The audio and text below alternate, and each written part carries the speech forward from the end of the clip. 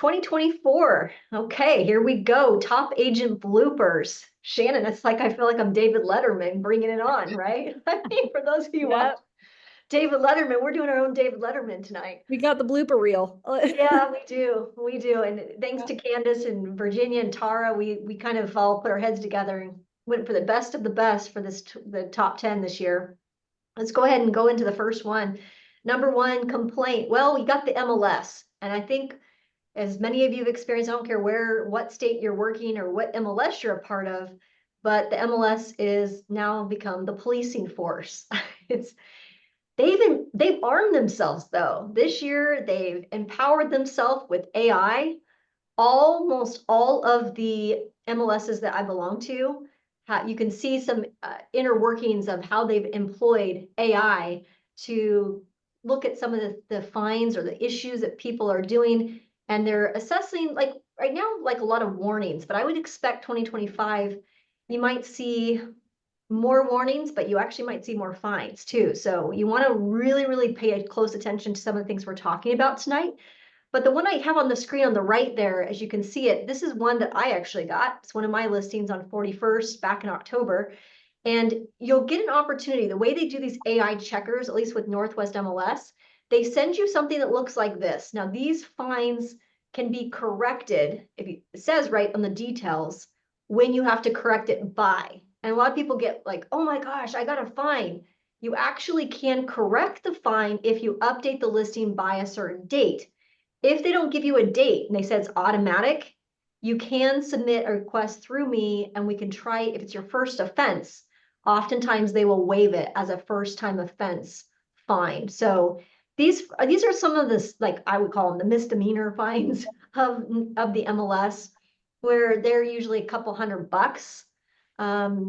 The more serious fines, what we're going to talk about for the rest. But I want to at least let you guys know, if you're part of Northwest MLS, or you're maybe part of the Swim MLS. I know Swim and some of these smaller MLSs, Spokane MLS, they are starting to do some more AI checking, but Northwest MLS has always led the way with using the technology to assess the fines and to administer and provide warning. And sometimes we think we're fine and we actually are not. We have time to make the correction.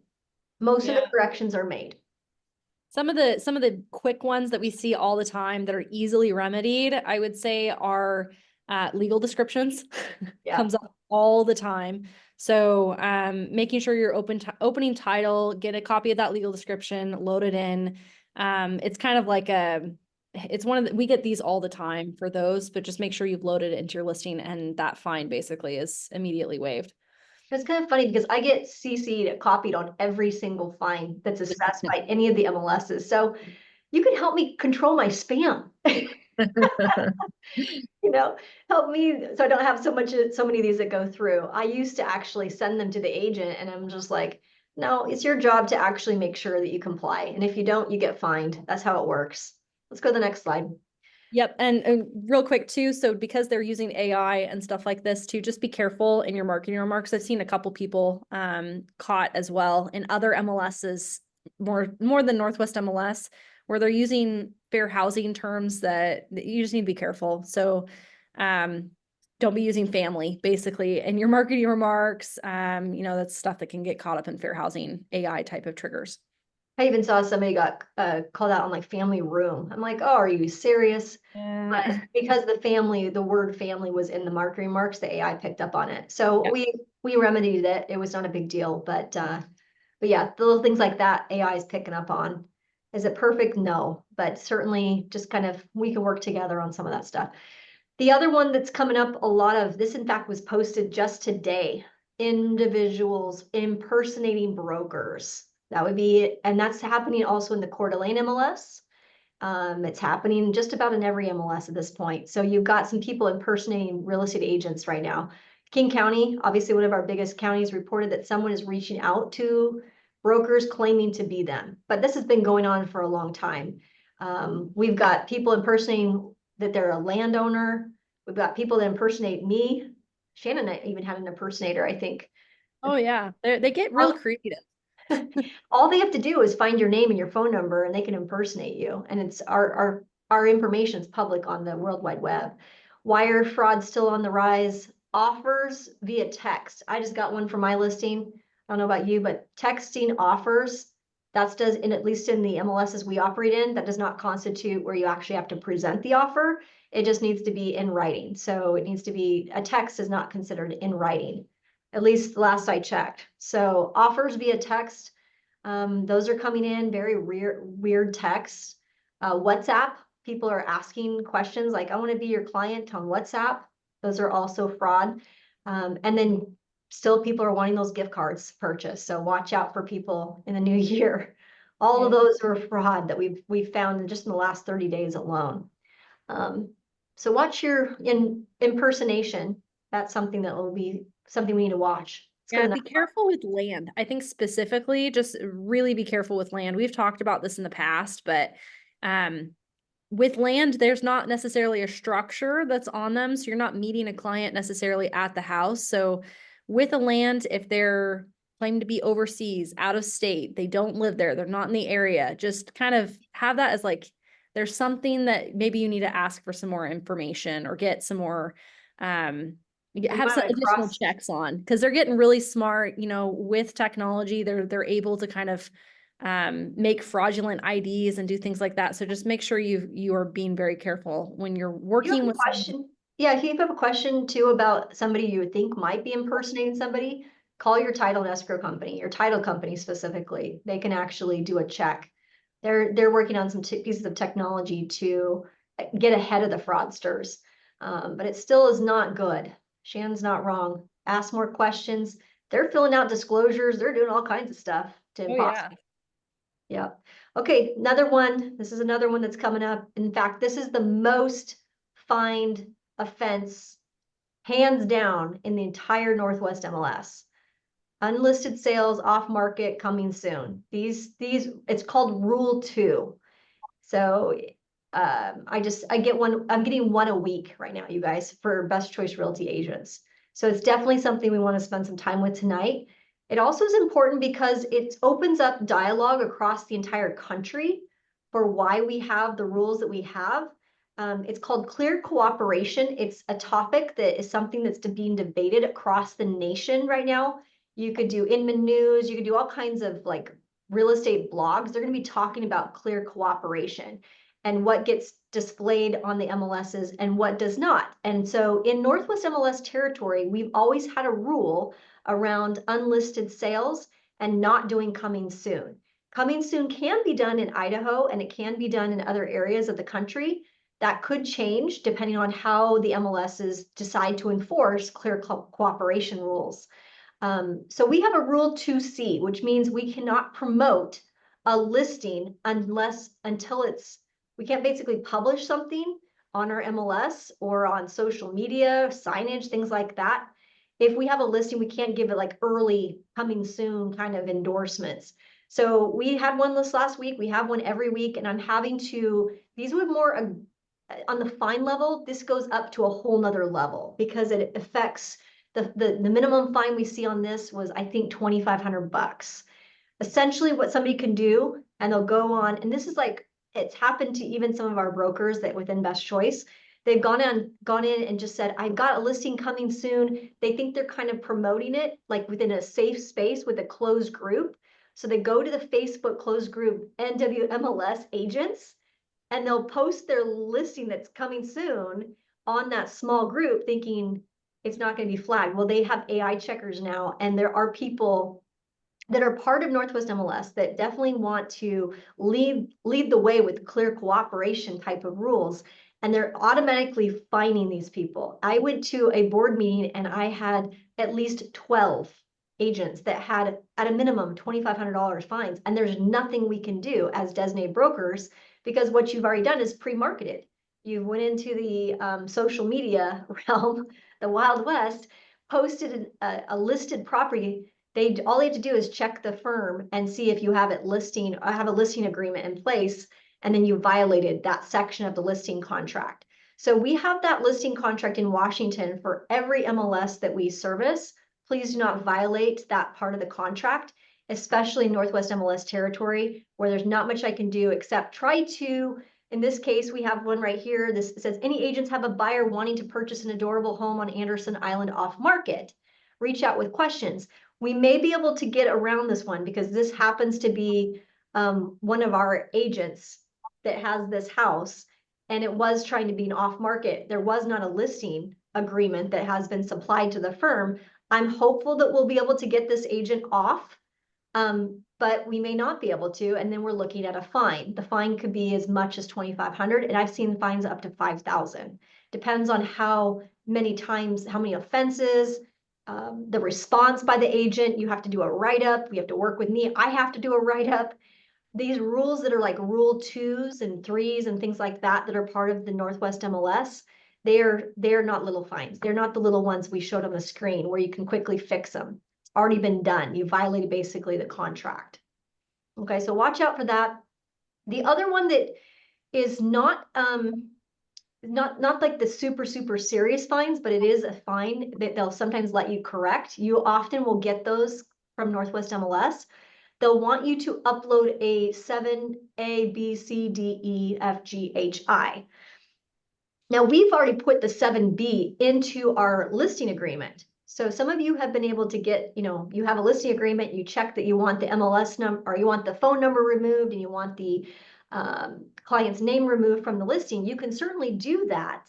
They will make you do a Form 7 unless you upload your listing agreement into that 7, when you upload the supplements, put it into 7B.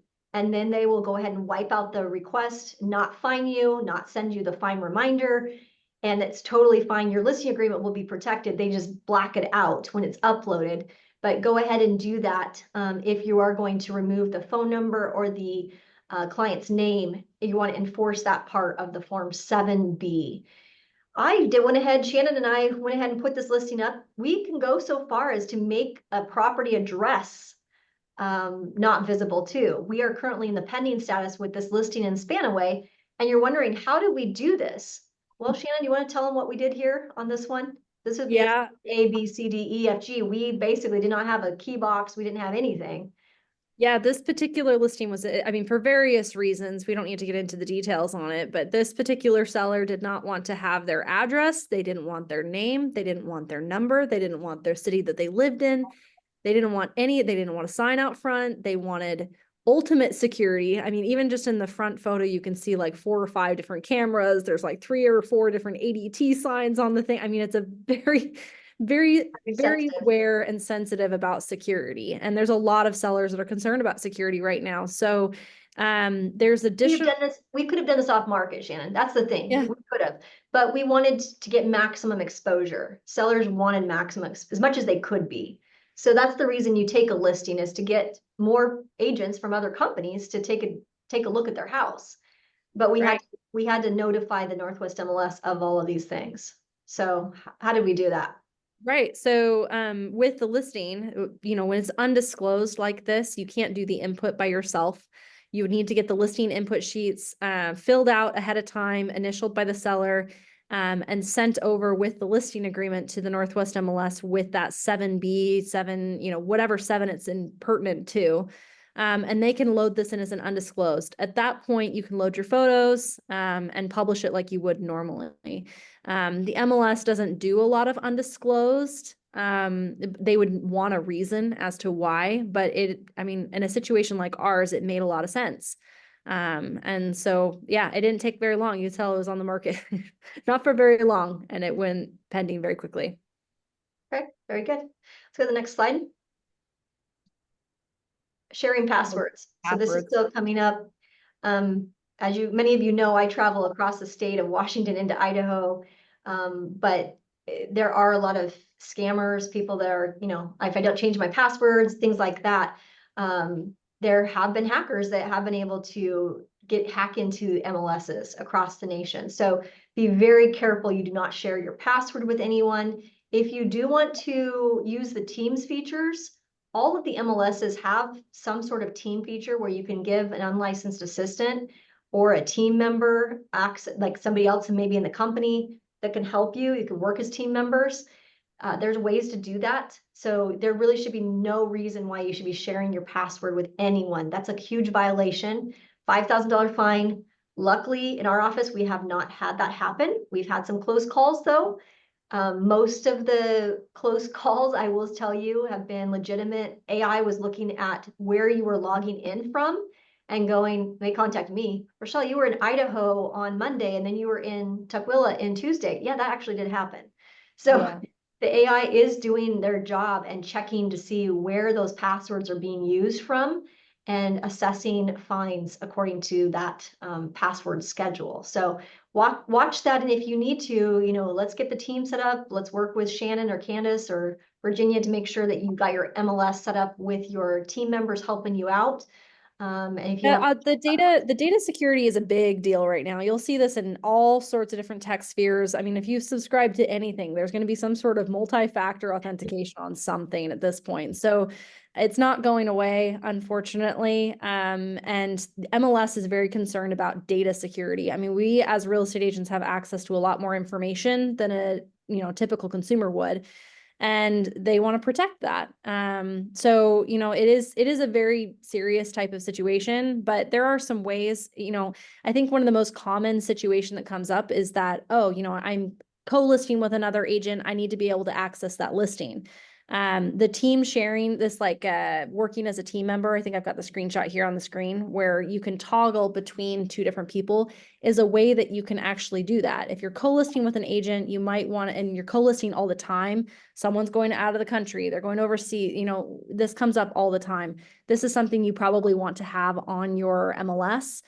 So you can work with that other agent on those listings together, even if they're not available. The and other we've had people leave, Shannon, and this is the time to talk about this. I mean, it's so sad because they get fined and they go to they go with the holidays and they think, oh, I'm just going to share my password with somebody over here. Don't Ooh, do it. not Yeah. good. So watch that. And if you have questions about passwords and things like that, you're going to definitely want to look into Yeah. it. Transaction Desk also has team sharing availability as well. So that's something that you can call the MLS about, and they can help you kind of work through what that looks like. But they do have that ability as well. So if you're working together, there's no reason why you can't use it from your own login. I think at this point, as long as you have the path and you're going the right way, you should be fine and be out of harm's way. One of our agents is right now, we're submitting the complaint against another firm. Not only did they share the password of the MLS, but they've also shared their key. That's Ooh. a no-go. And that you can lose your license over that. So we're going for the maximum on that. And we've already done a rebuttal. We're going back. We might have to go to mediation even for that one. So it can be very, very, that's a substantial fine. That's not just a little $250. Oops, I shared my password with somebody. That's thousands of dollars and a lot of time. And that to submit that type of complaint, I think it's like $500 to submit the complaint. And we're Yeah. gonna go ahead and submit the complaint because it was not okay and our sellers felt threatened. They felt like their stuff was insecure. And so they want us to go ahead and essentially press charges against that. The only way we can make it right is to go back and forth and try to find some mediation as far as what needs to happen with this particular agent from another company. So those are serious fines and those are not simple. Cancel and relist. This would be not as more of the high fines. This would be more of like Mid-level. yeah, it would be like a misdemeanor kind of fine. Only 5% or more. Now, again, this would be for Washington Northwest MLS. But if you want to cancel and relist, in other MLSs, you can do this. So if you are like trying to figure out how to comply with Northwest MLS, you can only do a cancel and relist as long as it's 5% or more. So you may want to think about your terms on your listing agreements. To get a new MLS number, essentially, you have to have a 5% more in a price reduction.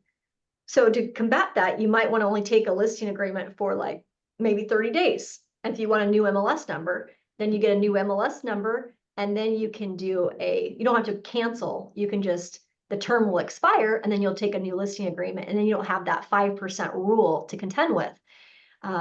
You can use it to your benefit. This might be a way if you overprice or overshoot, you can tell your clients, hey, in order for me to give you a new MLS number, we would need to drop the price by 5%. Then you'll get a new MLS number, new marketing. So you can leverage I guess the rule violation. Yeah, it can be Improper. helpful. It can be helpful if you're working with sellers where maybe they're being very stubborn about pricing. And, this might be a way to kind of soften the blow, I guess. You can't change the days on market. You have to be off market for 60 days for that counter to reset. But this at least can go out as a brand new listing in that case, if it is a 5% or more, which in some price points is really less than you think. Yeah. So do the math on it. And if the numbers crunch and you're kind of within a couple thousand, it might be worth considering so that you can get some more eyeballs on a listing that's been a little bit more stale. Yeah. Have I just went ahead and got the fine? Yes. I think the fine was $250 for one of my sellers. So I can't, if I went up to Shannon to try to get a waiver of this fine that gets submitted, they wouldn't waive it because I know the rule. No, she's But if you got the first time you've ever done this and you didn't know the rule, we can oftentimes get you off on a first time waiver. But beyond that, it is the rule that everybody plays within here in Northwest MLS. Okay, Rule 11. This one is, Shannon, you want to take this one? This is Rule 11 that comes up. Restrictions. So, I mean, this kind of goes along with restricted, ultimately it's like if you have a listing on the market and the listing agent is making it incredibly difficult to show, and this is why this rule exists, is because of those situations where you are trying to sell their house to your client, but they're just making it really hard to get into. So in those scenarios, you're supposed to technically have, seller's permission on some of those things, or have those instructions or those brackets of time set on showing time. What's interesting is that I think, we have a sheet within Best Choice talking about key market factors on things that might impact how a property will sell. Could be price, could be location, terms, condition, competition, the timing of when it went on the market. And I think at this point we're at the stage of the game where I think access is such a big deal on a property. If the seller is not letting people in to see the home, do you think that will impact value? Yes. And it also is going to make buyers really upset because you have it listed on the market, but you're not letting people actually take a look at it. So there is a rule for it, Rule 11 here. Technically, you want to make sure that you've got access to it. The Northwest MLS will actually, one of their little misdemeanors, if you select other key box, they don't even like that. They want it to make sure that you got a super box on the house too. So just make sure that if you've got restrictions for showing the property, that you've got seller's permission for that, they're notated on the listing or they're on showing time. So that way people it makes it a little bit easier for the buyers agent to go and show. The whole purpose is just cooperation, I think, with other brokers and other brokerages that will maximize what a seller can take home. And that's ultimately what we shoot for, is that cooperation model within Northwest MLS. And we come up, I think, in some of the outline areas for Northwest MLS where it doesn't quite, we have this other MLS territory. So if you're down in Longview, out in Sequim, some areas of Spokane, Chelan, I mean, some of those areas where it's like some are in one MLS, one in another, this is where it can also be really tricky. You have to allow that cooperating agent to show. It's kind of one of our rules in Washington State. So make sure you've got permission and you make it as easy as possible to show. Go next. Dual agency is still coming up a lot. I think a lot of people don't realize that it's still dual agency. We just have a different way of saying it in Washington. We just call it limited dual agency, but it still exists. And it is still one of the most asked about thing on every audit that I get to go through is, well, this was a dual agency, but then why did the listing agreement, why the buyer service agreement not allow for that dual agency to occur? You must have the seller or the buyer's initial to accept that dual agency type of situation. Within our agreements now, we have a place. So if you're acting as a dual agent, you cannot do that unless we have written permission and it's within our documents. So be sure you have those initials in those places. I try to catch them, but sometimes it's after the fact, after you guys have already got to the mutual acceptance and you got it all done. And now we're trying to get dual agency. You can't go backwards. Unfortunately, we'll have to remove ourselves from one of those types of duties and only represent one party. And that usually means you're not getting paid as much as you probably thought you were getting paid. So be very careful on the dual agency and understanding dual agency. Many people are not understanding even how to fill out the contract when it comes to dual agency. I had a couple people call me just a month ago and I didn't know that that's what it meant. If you don't know what it means when you're having somebody initial or you're filling out that section on the compensation about dual agency, just go ahead and reach out and call. It does not hurt to just get a second set of, am I understanding this correctly? If I put 5 down, what does that mean? How much would I get paid? We can run through some scenarios together. I don't want to have that conversation when it's already too late. So the more you Well, can just familiarize yourself about dual agency, the better. yeah, dual agency, I think that the biggest, while it may not be necessarily a fine thing from the MLSs, this is one thing to pay attention to because it's where you can have issues with after the sale of about representation and disclosure. This is where we start to have a lot of issues, a lot of claims, and most claims and, lawsuits and things that happen after the fact are usually around dual agency because of a lack of representation, lack of transparency, how people were compensated, how disclosure was occurring, things like that. So just proceed with caution. If you've never done dual agency before, I would urge you to call one of us before you do so we can kind of give you the pros and cons and what to do in those situations. I would say some companies don't even allow it. We Yeah. still do. So if you are, I mean, with limited dual agency, we have enough resources, enough education around it that it has not been a problem. But having said that, knock on wood, that would be something that I would be concerned about going into 2025, especially if the documents are not filled out correctly. Yeah. That would be the area where you need to spend some time. If you need some extra training, let's talk before you go out there and have people initial and then you don't really know what you're doing. Okay, let's go to the next one. Inspection report still coming up. Just had one, I think it was back in October, first week of October.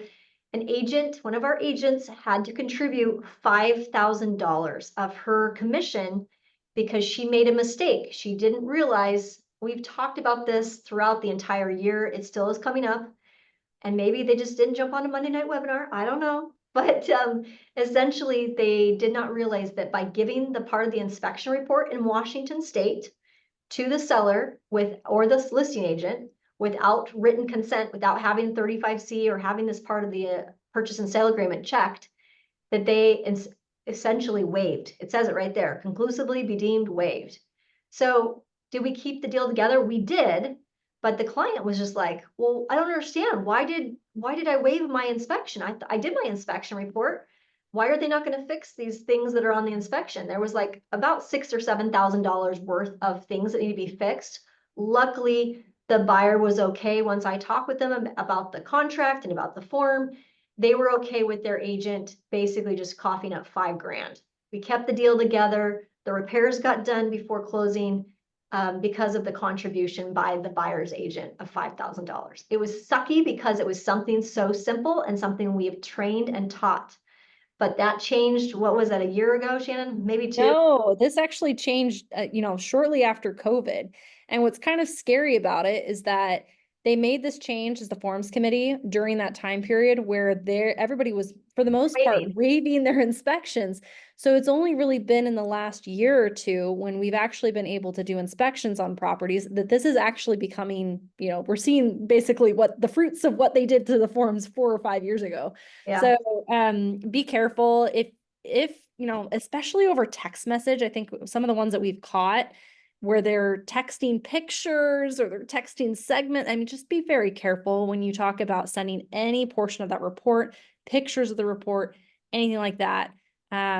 Bids of contractor work. Yeah. Considered inspections too. So be very careful on that. If you have a question about it, just reach out and talk to us before you go that route. Because there's something that sometimes there's not much I can do. I mean, at this point, that was all we had to do to keep the deal together and maintain the relationship with the client. Yeah. And I'd hate to be in that situation where you're asking for repairs, asking for concessions, and then just because you were you were over communicating, you were being overly helpful, and you basically, put your Right. clients in a situation in harm's way, in essence, because they're no longer able to ask for those repairs, and concessions. So be careful. Service agreements, this is something simple, but we're still seeing it. People are sending us documents, buyers service agreements. This happened in Idaho as well. Or in listing agreements, they just forgot to sign. They themselves, the agent. it's required to make sure that you get the signatures by the buyer service agreement and the listing agreement.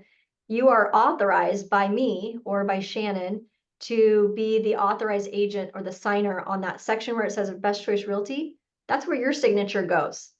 So it does not, it's not a one-sided contract. It's got to be signed by me, by you, the agent, and it has to be done right there. You're authorized to sign. The auditors asked for this. You So have to if have it's it. not signed, it's not just, Shannon's Law is asking for a signed version of your service agreement. This is something the auditors will pick up on their reviews. So just be careful, because I know we're sending things out and DocuSigns, we're going so fast, but don't forget that you have to sign these as well. Yeah. Okay, and then this is like the biggie. I mean, look at all these text messages. This is still all the confusion from page 1 of the purchase and sale agreement in Washington. And that's because we have MLSs all over the state right now. And some of them are filled in, some of them are not. These are all of the text messages from all of you. There's several. I could probably fill this whole slide deck with texts that we've received. This is just from Candace and Shannon's text just from the last, week or two, you guys? Yeah. Basically asking, what do I fill in? Where do I fill in? How do I put the percentage? Why did this agent not do it right? I can tell you we are training it correctly. So if you're listening to our webinars, we are training it correctly, but a lot of brokers and other companies are not training it correctly. And so what we've created at Best Choice, if you go to the next slide, is the compensation scenarios explanation. So we went ahead and created this for you to make it easy. So you have 1, 2, 3, 4 different scenarios, and then a reference to the purchase and sale agreement that changed how it's done. So if you want to train yourself, go ahead and take a screenshot or go onto our downloads, and you can download these compensation scenarios. It's meant to give you some help at knowing how to properly fill out the contract, so that you are referencing that new law change that changed essentially in August. Yeah. Everything has to be properly conveyed and approved by both the buyer and the seller. Otherwise, I have to send your commission back to the party. And I'd hate to have to do that. And we've already had 2. We've had 2 agents in our office that have not listened to the training, have not filled out the forms correctly, and they essentially have had to pay commission. So this would be definitely make the top 10 for this year, is the form is not filled out correctly.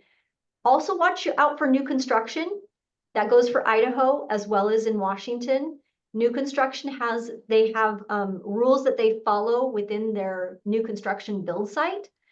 And they also, that kind of contends with the MLS forms. So let's just make sure that everybody's on the same page with how compensation is being offered and what you write on your forms. Also, Form 40 and 40A in Washington, that's your commission disbursement form. And escrow companies are getting much more fussy than they have in the past about what shows up on that Form 40 and 40A. 40 is when the sellers are paying your compensation. 40A is when the buyer is paying the compensation. So you've got to know which commission disbursement form to use and how to fill it out. If you have questions, we can certainly help you in the office. But these scenario explanations are very helpful. I know Candace and I have texted people, just so they have an example. But if you have questions about what to fill in, how it needs to be done, that is a class that we offer. And that's why we're offering so many forms classes. Yeah, and I think I know we're kind of going over on time, but I guess just the nuts and bolts really is that 17A, 19A, if you're using a condo form, is what the seller is offering. So it could be 0, it could be 1, it could be $2,000, it could be anything that they've listed or advertised. 17B or 19B, if you're looking at the condo forms, is what you're asking the seller to pay. So they represent the buyer. yes. So if if you leave that blank, in essence, you're telling the seller, I know you've offered X amount, whatever that number is, but you don't have to pay me a dime. My buyer's going to pay me. Yes, yes. So be very careful, I guess, if you're intending for your compensation to be paid for by the seller, make sure that 17B has something in it. Otherwise, they are not obligated to pay you anything. Instead, you're going to be going to the buyer potentially and hoping that you'll have your service agreement will cover either the difference or the full amount in that situation. Let's go to the next slide. Last one is earnest money. So this one is still a biggie. And I want to end with it. I'm so glad this is the last one, but it must be deposited per the contract. It cannot be like if you're representing a buyer and the buyer's like, I changed my mind, I don't want to deposit it. It is your job, your duty, you're licensed in Washington or in Idaho. You're responsible for that earnest money. That earnest money needs to be deposited. You cannot have a buyer say, I just changed my mind. That's a breach. That's a legal battle that you and I do not want to fight. That is your license that could be in jeopardy if you're not advising your client that they need to deposit the earnest money per the contract. It's not that they're going to lose it. They could be sued if they don't deposit the earnest money per the contract. That goes for Washington or Idaho. Escrow holds the earnest money in Washington, Idaho, and Oregon. We don't hold the earnest money. Make sure that box is checked correctly. And if there's any delays at all in getting that earnest money turned in, be sure you get some sort of written communication, not a text, some sort of written communication between the listing agent and the buyer's agent and the parties, so the parties are aware of the delay. So you don't run the risk that somebody bumps you out of position or you get a cancellation or a termination. We have lost 2 deals in the last year because earnest money was delayed, and that was sad. Listing agents, beware. This is something like I've noticed in the last 30 days with all of the listings that are starting to pop on. We had our biggest listing month ever in October, but more inventory means that buyers will walk away from that earnest money. So if you get an offer, let's say Shannon and I got an offer on our 455 house and the earnest money was $1,000 and it was a VA offer, and another one pops up on the market down the street and it's 400, maybe 450,000, and they like it better because they don't have to deal with all the security measures that we have, Shannon. They will walk away from the $1,000 and they'll just cancel the contract. Yes, the seller will get $1,000, but we have to go back to market. And that's very, very frustrating, especially in the winter time, when you have more competition that will start to pop on the market in January, February. So if you're a listing agent, you're looking at multiple offers, that earnest money being a little heftier on the, more money down, will show that the buyer is much more serious and less willing to walk away from it if something happens. So it's always a good philosophy of listing agent, make sure that earnest money is deposited as soon as possible in escrow and as high as you can get. Ultimately, that's what you're shooting for. Okay. Yeah, it's like how escrow calls it. They call earnest money consideration sometimes. And it's, if you don't have very much consideration, they can back out real quick in that scenario. But yes, Yeah. and in terms of what the auditors are looking for too, earnest money, we've been talking about this for years at this point, but if there was delayed, they want to see some sort of communication in writing. So that could be emails.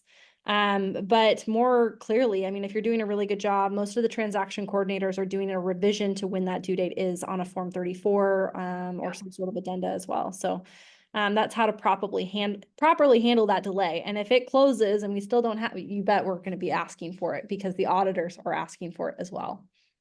Okay. Well, that was the top 10. That was a wrap. Hopefully that was helpful. There's our support line. If you have any questions, give us a call. Certainly, if you have questions about some of those fines or I got a fine, I'm not sure how to handle this, or I got a complaint, I side with all of you first before I go to battle. So that's why I've selected you guys to work for Best Choice, because we don't have very many complaints. Very few land on my desk, but I do get at least one a week that I have to help you with. So if you are one of those fortunate few that gets somebody that turns you in, the first phone call you should make is to me and let me help you advocate for you and for your business and for how you handle things. Because I assure you, when people don't get the listing or they see your success or your team's success, they sometimes will turn you in, they'll whistle blow you, and a lot of those things can be dealt with if we deal with them promptly. So I definitely handle those things very swiftly, and I've already got one that I'm working on, and hopefully we'll get her off on the complaint that was filed against her. Good luck out there. Enjoy the week. We'll have another energizing topic next Monday. Thanks for jumping on. Have a great week, you guys. We will have another call on Monday. Some of you are asking me sent me a personal message. Thanksgiving Yeah, week. we don't have a bye for Thanksgiving week, so we'll see you guys all next Monday. Yep. And I know that the training that we typically do in person, we do have off for Thanksgiving, but we're still available by phone and text. A lot of the business goes through on Thanksgiving, so don't feel like you can't reach out to us even then. You know, we're obviously with our families too, but a quick text is not a problem. Okay. Have a good one. Thanks, you guys.